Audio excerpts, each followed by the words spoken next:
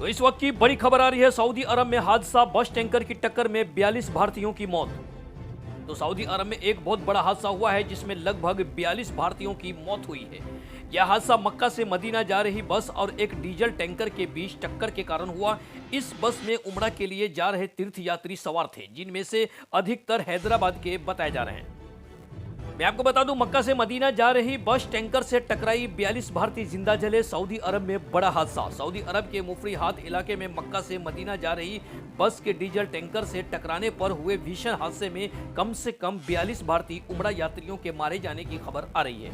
इसमें कई यात्री हैदराबाद के बताए जा रहे हैं। टक्कर इतनी जोरदार थी कि कई लोगों की मौके पर ही मौत हो गई और कई घायल हो गए।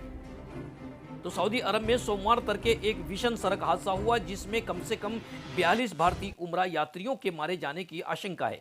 इनमें से कई यात्रियों के तेलंगाना के हैदराबाद से होने की जानकारी सामने आई है। हादसा उस समय हुआ जब मक्का से मदीना जा रही एक बस मुफरीहात इलाके के पास एक डीजल टैंकर से टकरा गई।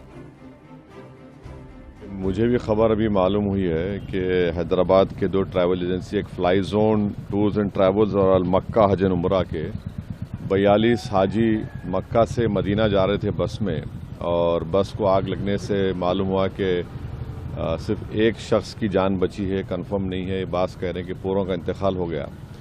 तो मैंने इंडियन एम्बेसी रियाद में जो DCM है अबू मैथन जॉर्ज साहब से मेरी बात हुई, और उन्होंने मुझसे कहा कि कौंसल जनरल जिद्दा भी और वो ख़ुद इस पर मालूमात हासिल कर रहे हैं और जो भी ज़रूरी कार्रवाई करना है वो करेंगे।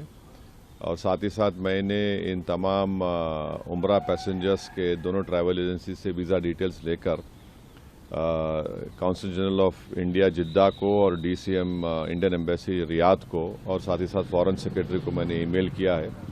मेरी भारत सरकार से और ख़ास तौर से एक्सटर्नल अफेयर्स मिनिस्टर से जयशंकर साहब से ये रिक्वेस्ट है कि वो इमीडिएटली इस पर देखें, और अगर जिन लोगों की डेथ हुई है उनके परिवार ये चाह रहा है कि उनकी डेड बॉडीज़ जल्द से जल्द इंडिया को लाई जाए, और अगर कोई उसमें ज़ख्मी है तो उनको अच्छी से अच्छी वहाँ पर उनको इलाज हो सके। ये मैं रिक्वेस्ट करता हूँ हमारे एक्सटर्नल अफेयर्स मिनिस्टर से और भारत